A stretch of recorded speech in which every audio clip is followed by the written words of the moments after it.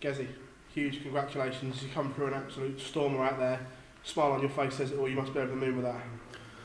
Yeah, I put myself under a little bit of pressure. I think, on my throw and on my sets, I thought I was quite comfortable. And then every time I was trying too hard against the throw when he was Brendan's set, and fair play to him on his sets, he was fantastic. And I tried my best to break him and try and get that set off him. But he was just pinging out those last darts, especially, when I'm 3-2 up in sets, 2-all. I think I left the double, and he pings out to 104. And that's what he was doing most of the game, especially on his throw. Do they hurt when you stood at the back of your and he pins them last start? No, I knew he was going. That's the way he was going all game. I just knew on his throw, he was really, really good. And I just couldn't seem... But on his throw, on my sets, I could break him. But just not on his sets, it was a weird game. And yeah, every time I'd have one dart at a double, he'd ping it out last start. And I was like, yeah. You seemed more yourself up there tonight, like the Gezi that we've seen throughout the beginning of the year. You were emotional, you were pumped, and that brought the best out of you in spells. Yeah, in spells, yeah, that's what I mean. But I need to be a little bit more consistent and not think about the game too much. I overthought today on his throw and thought I wanted to break him early and just take the pressure off, and to be honest with you, put a little bit more pressure on. We've seen a lot of players. Are you liking that long walkway? Because a lot of you seem to be wandering halfway up there to compose yourself and everything like that. I don't know.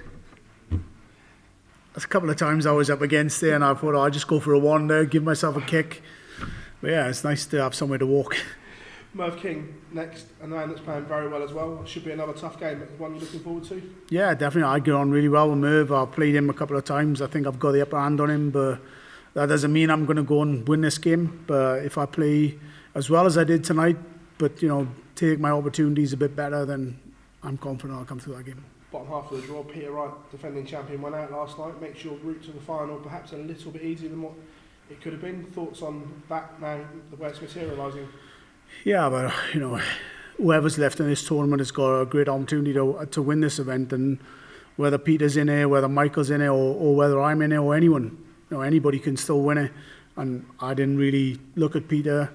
I wasn't going to see him until the semi-final, and it would be a fool to look that far forward and think, I'm going to get the semis and try and beat him. But, as you've seen today, Brendan, he's not right up in the rankings, but they're all quality players.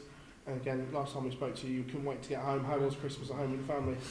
Yeah, it wasn't the best, but, we did what we had to do and got through the Christmas period the way we had to, but, yeah, it wasn't ideal. Gezi, congratulations. Nice. Thanks very much.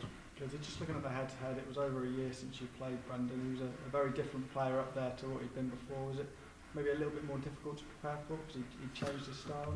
No, I prepared. I didn't think he would play as quick as he did, which I think it suits him, and he plays a lot better when he's more fluent.